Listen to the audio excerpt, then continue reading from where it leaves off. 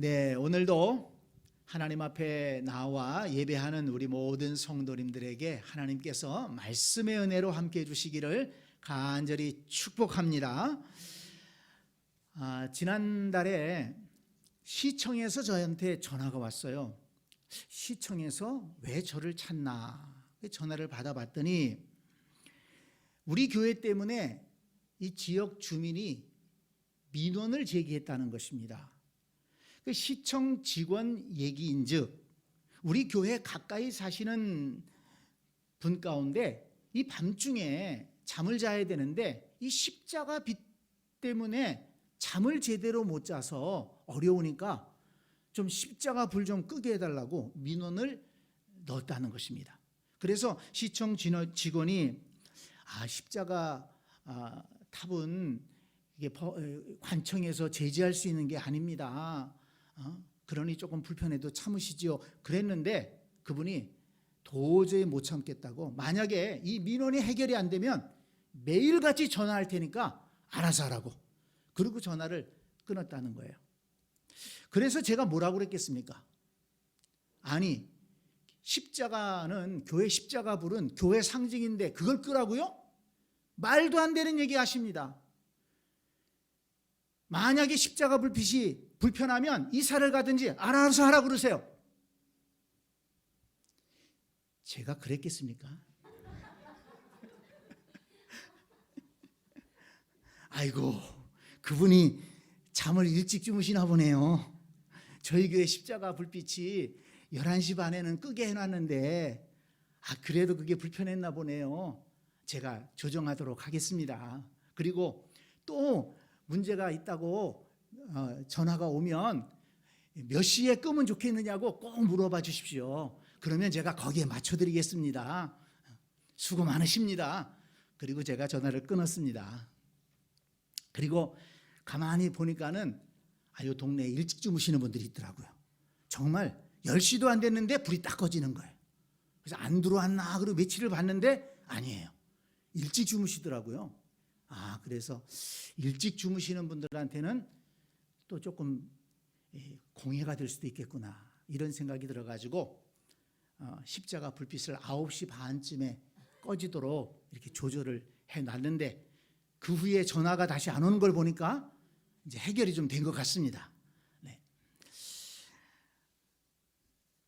그런데 저는 그런 생각을 했어요. 만약에 또 전화가 왔다, 만약에 또 9시 반에 맞춰놨는데도 또 전화가 왔다, 그러면 아예 저녁에는 십자가 불빛을 꺼야 되겠다, 이런 생각을 했습니다. 물론 이 교회 십자가 탑의 십자가 불빛이라는 것은 교회가 여기 있다는 상징이기도 하고, 그리고 또 누군가에게는 어두운 밤에 그 십자가 불빛이 위로가 될 수도 있지 않겠습니까? 그런데 일부의 사람들이지만 그분들에게는 이 십자가 불빛이 잠을 자는데 방해가 되고, 또 그것 때문에 교회에 대해서 부정적인 생각을 갖게 된다면, 여러분, 그분이 시청에다만 전화했겠어요? 한번 생각해 보세요.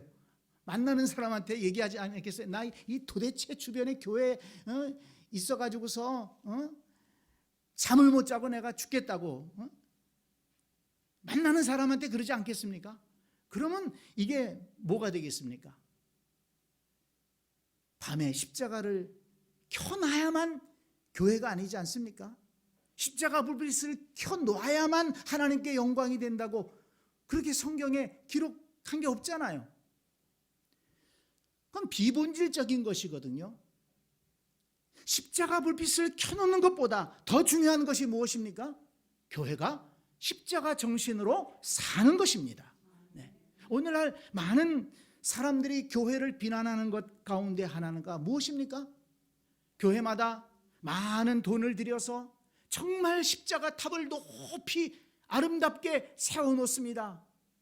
그렇지만 정작 교회들이 십자가 정신을 잃어버리고 십자가 정신으로 살지 않기 때문에 교회가 비난을 받고 또 때로는 욕을 먹는 것이 아니겠습니까? 그래서 저는 그 시청에다가 민원을 넣은 그 분이 고맙다는 생각이 들더라고요. 뭐 지금까지는 그냥 뭐 우리 교회도 교회니까 십자가 탑이 있고 또 밤에 불 켜놓고 그리고 또 가끔 십자가 불이 또 꺼진 건 없는가, 고장 나지는 않았는가 이렇게 쳐다보고만 있었는데 다시 생각하게 되었습니다. 이 교회의 십자가, 이것은 단순히 높은 곳에 달아놓고 쳐다보는 것으로 끝나면 안 되고 정말 우리 교회가 십자가를 달아놓은 만큼 십자가 정신으로 살아야 되겠구나, 십자가 정신을 실천하는 교회가 되어야 되겠구나, 이렇게 생각하는 계기가 되었다는 것입니다. 마태복음 16장 24절에 보니까 예수님께서 이렇게 말씀하셨습니다. 누구든지 나를 따라오려거든 자기를 부인하고 자기 십자가를 지고 나를 따를 것이니라. 한번 조용히 마음으로 따라서 하세요. 자기 십자가를 지고 나를 따를 것이니라. 자기 십자가를 지고 나를 따를 것이니라. 그것이 예수님을 따르는 성도의 기본적인 자세라는 것입니다. 십자가는 바라보는 것이 아니라 십자가는 지고 가는 것이다. 예수님께서 하나님이 맡겨주신 사명을 감당하기 위해 십자가를 지셨던 것처럼 저와 여러분도 우리 각자에게 맡겨주신 십자가를 지고 주님을 따라가는 신앙인이 되어야 한다는 것입니다. 자동차를 운전하시는 분들 가운데 그 차의 그 룸미러에다가 작은 십자가를 이렇게 매달고 다니시는 분들이 있습니다.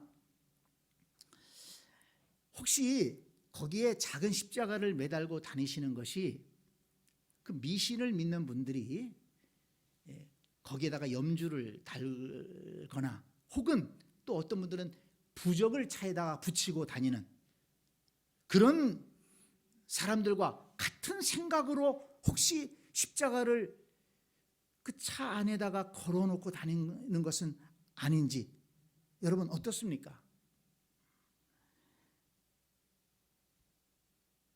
십자가를 차에다 달고 다니면 하나님께서 이 차는 교통사고 안 나도록 완전히 지켜주실 것이다. 혹시 그렇게 생각하고 십자가를 달고 다니시는 것은 아닌가요? 만약에 그렇다면 당장에 떼버리세요. 그렇게 십자가가 효력이 없습니다. 미안하지만 여러분, 십자가를 달고 다녀야 사고가 안 나는 것이 아니라 십자가의 정신을 가지고 겸손하게 운전하고 남을 배려하며 운전하고 양보하면서 운전할 때 사고가 안 나지 않겠습니까? 선도들 가운데 이 금이나 은이나 보석으로 십자가 목걸이를 만들어서 이렇게 걸고 다니신 분들이 많이 계세요. 뭐 그게 나쁘다는 얘기는 아닙니다. 그렇지만 여러분, 그 십자가가 한낱 액세서리로 되어서는 안 된다는 것입니다. 혹시라도 이 십자가 목걸이를 즐겨 하시는 분이 있다면 빼버리라는 얘기가 아니라 십자가 목걸이를 할 때마다 이렇게 기도하십시오. 주님, 오늘도 십자가 정신으로 하루를 살게 하여 주시옵소서. 그 은혜가 되지 않겠어요? 이 십자가를 목걸이를 하면서도 은혜가 되는 거예요. 그리고 십자가를 목걸이를 하는 만큼 나는 그리스도인이다. 나는 십자가에서 나를 위해 죽으신 예수님을 믿는다. 그렇다면 십자가 정신으로 오늘도 살아가야 되겠다. 그 굉장한 의미가 있지 않습니까? 뭐 14K니 순금이니 또는 거기에다가 보석을 박았다고 해서 그런 십자가를 목걸이로 해서 달고 다닌다고 해서 그 사람의 품격이 올라가는 것이 아니라 십자가 정신으로 살아갈 때 용서하고 사랑하고 배려하고 섬기면서 살아갈 때 그분의 품격이 높아지고 그분이 더욱 아름답게 평가받을 수 있으리라고 생각됩니다. 여러분, 십자가 등을 24시간 교회에다가 켜놨다고 해서 사람들이 저 교회는 참 좋은 교회다 그렇게 얘기하겠습니까?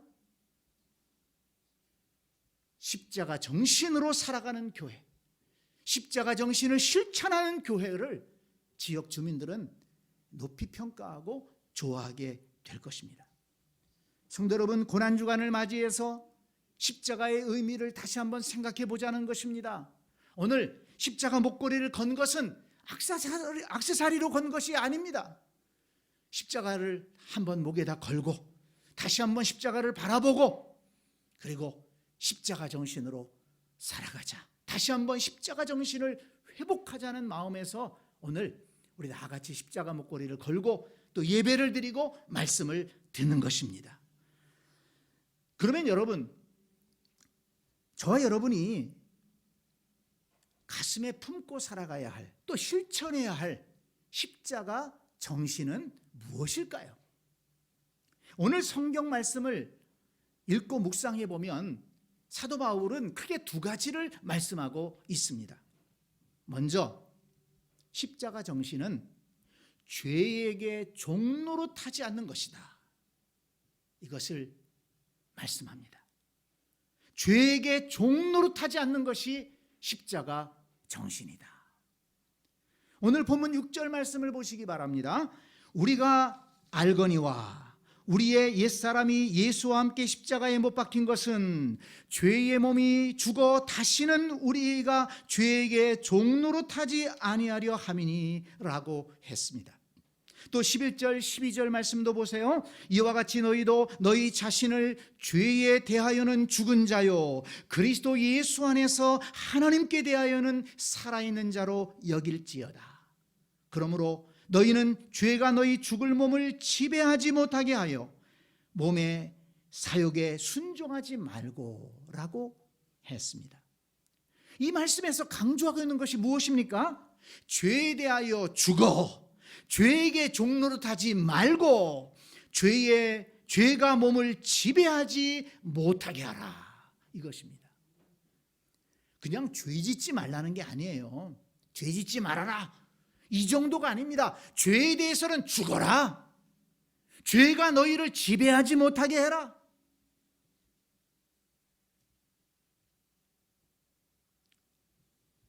사람들 가운데 죄에게 종노릇하며 사는 사람들이 꽤 있습니다.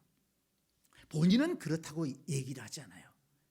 무슨 내가 죄한테 종노릇하며 살아가냐? 내가 다 내 생각 가지고 살아가는 것이지, 나는 얼마든지 안 한다 그러면 끊을 수 있어. 근데 여러분 보면 아니에요. 죄의 종노릇합니다. 죄에 끌려다니며 살아갑니다. 그 죄를 끊어버리지 못합니다. 그러다가 어떻게 됩니까? 정말 부끄러운 자리에 추락하게 됩니다. 그렇게 높은 위치에까지 올라가고 사람들에게 존경받고 박수받던 그런 사람이 죄의 노예가 되어서 살다가, 죄를 끊어버리지 못하고 살다가 얼마나 부끄러운 자리에 추락하게 되는지, 그 죄 때문에 또 어떤 사람은 끝내는 그 죄 때문에 죽는, 부끄럽게 죽음을 당하는 그런 일들이 얼마나 많이 있습니까? 혹시 저와 여러분 가운데에는 죄의 노예가 되어서 죄에게 끌려다니는 그런 어떤 것은 없는지, 우리도 우리 자신을 솔직하게 돌아봐야 될 것입니다. 성도 여러분, 우리가 왜 죄에 대하여 죽고 죄에게 종노릇하면 안 됩니까? 예수님께서 십자가를 지시고 십자가에 달려 죽으심으로 우리의 죄값을 치러주시고 우리의 죄를 사해 주시고 구원의 길을 열어주셨기 때문인 것입니다. 예수님께서 십자가에 달려 고통당하시고 죽으심으로 우리의 죄값을 치러주셨어요.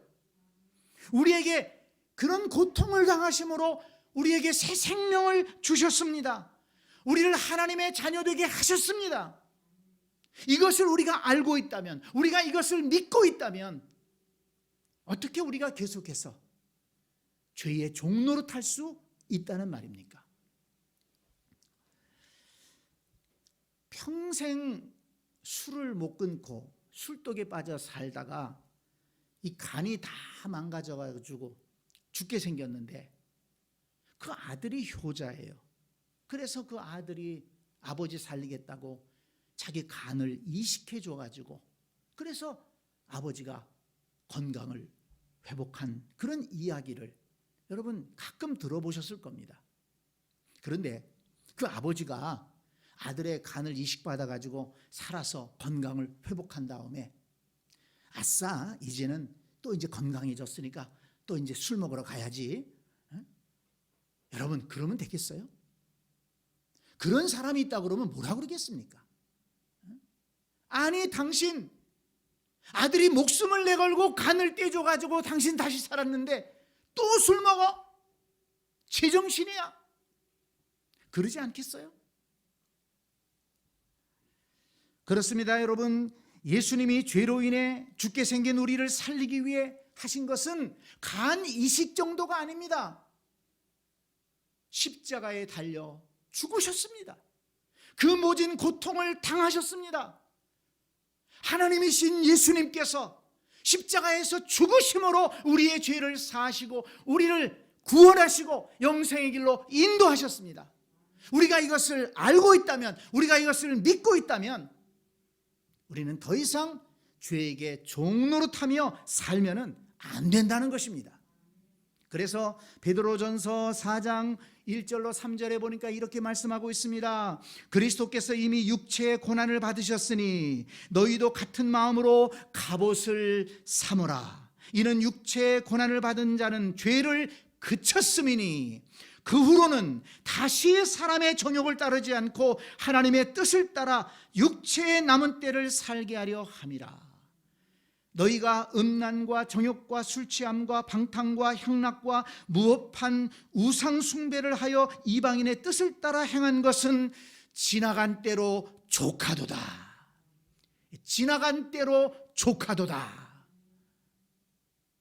죄 짓고 사는 것은, 죄에게 종노릇하는 것은 예수 믿기 전에 행하던 것으로 족하다는 것입니다. 이제 예수님을 믿었다면, 십자가 예수님을 믿었다면, 십자가의 그 은혜를 우리가 받았다면 이제는 더 이상 죄의 종노릇하며 살면 안 된다. 아예 갑옷을 입으라고 말씀했어요. 갑옷을 입어라. 뭡니까? 죄가 우리 안에 들어오지 못하도록 갑옷을 두르고 살라는 것입니다. 성도 여러분, 어떻게 사는 것이 십자가의 정신으로 사는 것입니까? 죄에 대하여 죽은 자로 사는 것입니다. 죄에 대해서 종노릇하지 않는 것입니다. 여러분, 죄에 대해서 죽은 자로 살고 우리가 죄에 대해서 종노릇하지 않으며 사는 것이 우리 개인적인 문제에 국한되겠습니까? 한번 생각해 보세요. 우리 그리스도인들이 죄에 대해서 죽고 죄에 종노릇하지 않으며 살게 된다면 여러분, 우리 가정은 어떻게 되겠습니까? 얼마나 우리 가정이 깨끗한 가정이 되겠습니까? 여러분, 이 사회가 어떻게 변화되겠습니까? 정말 우리가 이 땅을 살아가면서, 우리가 이 시대를 살아가면서 정말 속상한 것이 뭡니까? 최근에도 LH 직원들이 내부 정보를 가지고, 남들이 알지 못하는 내부 정보를 가지고 미리 땅 사놔 가지고 땅 투기를 하고, 그래서 많은 이익을 얻고 호의호식하면서 사는 겁니다. 다른 국민들은 헐, 뭐야, 이건 완전히 국민들을 허탈감에 빠뜨리고 좌절감에 빠뜨리는 거예요. 우리는 집 한 칸 얻기가 힘들고 땅 한 평 얻기가 힘든데 남들이 알지 못하는 내부 정보를 가지고서 그런 못된 짓을 했으니 어떻게 되겠습니까? 저는 그런 생각이 들어요. 그 사람들 중에 기독교인이 없었으면 좋겠다. 여러분, 우리 하나님을 믿는 사람들이 죄에 대해서 죽은 자로 살고 죄의 종노릇하지 않는다면 우리 자신만 깨끗해지는 것이 아니고, 우리 자신만 거룩한 삶을 사는 것이 아니고, 우리 가정이 거룩해지고 이 나라가 거룩해지게 된다는 것을 믿으시기를 바랍니다. 그렇기 때문에 우리가 정말 십자가 정신을 가지고 우리 각자가 죄에 대해서 죽은 자요, 죄에 대해서 종노릇하지 않으며 살아가게 된다면 이것은 위대한 하나님의 역사를 이루는 첫걸음이 되는 것입니다. 죄에 대해서 죽고 죄에게 종노릇하며 살지 말자. 여러분 굳게 결심하시기 바랍니다. 교회에서뿐만 아니라 가정에서뿐만 아니라 직장에서, 내가 살아있는 삶의 자리에서 이런 십자가의 정신으로 살아갈 수 있는 우리 모든 성도들이 될 수 있기를 간절히 축원합니다. 또 하나, 오늘 본문에서 보면 십자가의 정신으로 사는 것은 우리 자신을 하나님께 드리는 삶이라고 말씀합니다. 13절 말씀을 보세요. 또한 너희 지체를 불의의 무기로 죄에게 내주지 말고 오직 너희 자신을 죽은 자 가운데에서 다시 살아난 자 같이 하나님께 드리며 너희 지체를 의의 무기로 하나님께 드리라. 무엇을 강조하고 있습니까? 너희 자신을 하나님께 드리며 너희 지체를 하나님께 드리라. 한번 조용하게 따라서 하세요. 너희 자신을 하나님께 드리며 너희 지체를 하나님께 드리라. 네, 그러면 또 궁금해집니다.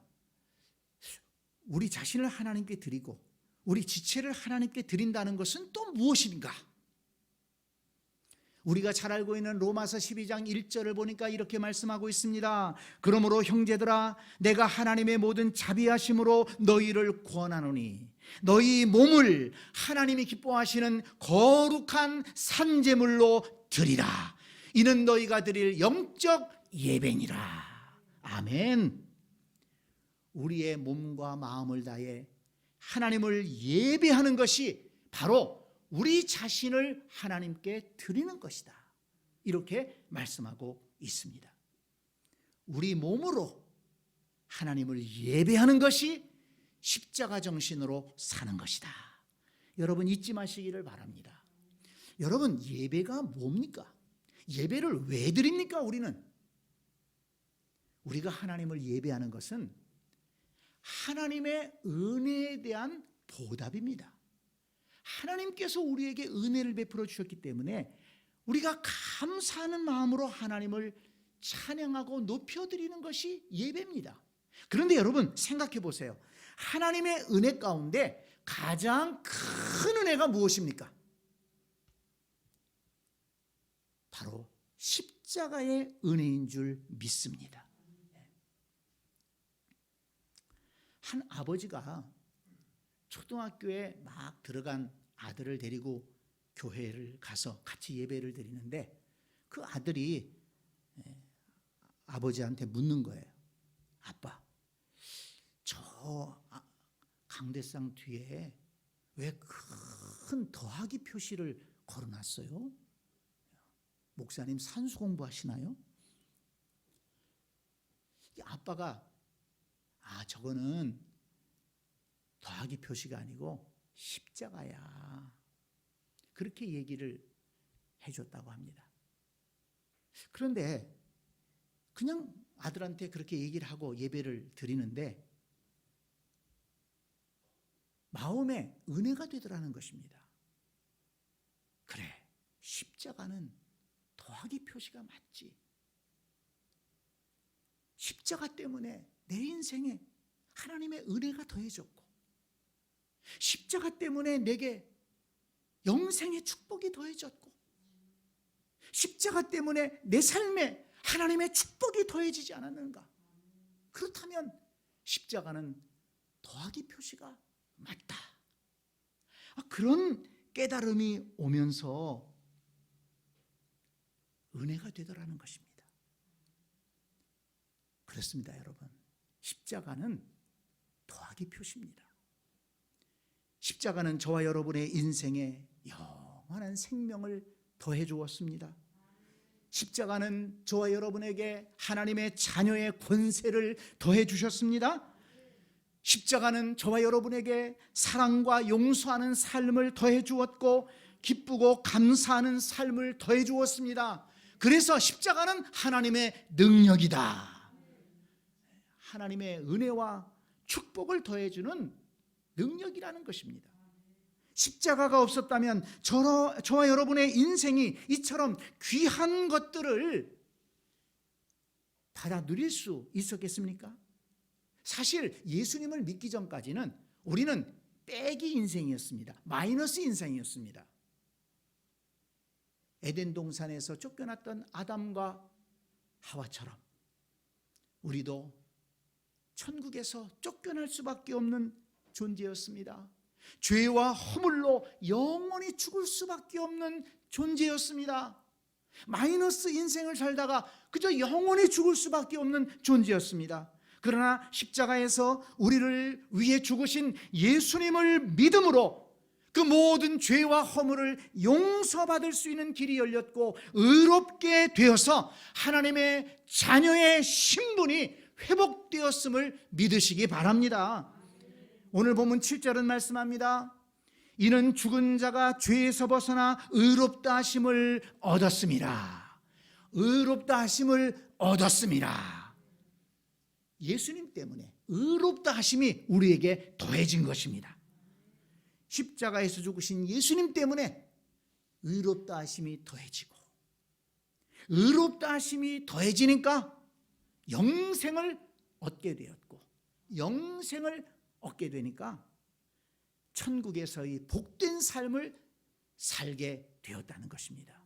또 영적으로 이렇게 의롭게 되고 하나님의 자녀가 되고 천국의 소망을 갖게 되니까 마음의 기쁨과 감사를 얻을 수 있게 되고, 또 우리가 마음의 기쁨과 감사를 가지고 살아가니까 우리 가정이 화목하게 되고, 가정이 화목하게 되니까 우리의 모든 삶이 형통한 삶을 살 수 있는 길이 열리게 되었다는 것입니다. 그러므로 여러분, 이 십자가의 은혜가 우리가 누리고 있는 그 모든 은혜의 출발점이요 마지막이라는 것입니다. 십자가의 은혜가 없이는 아무것도 얻을 수가 없는 거예요.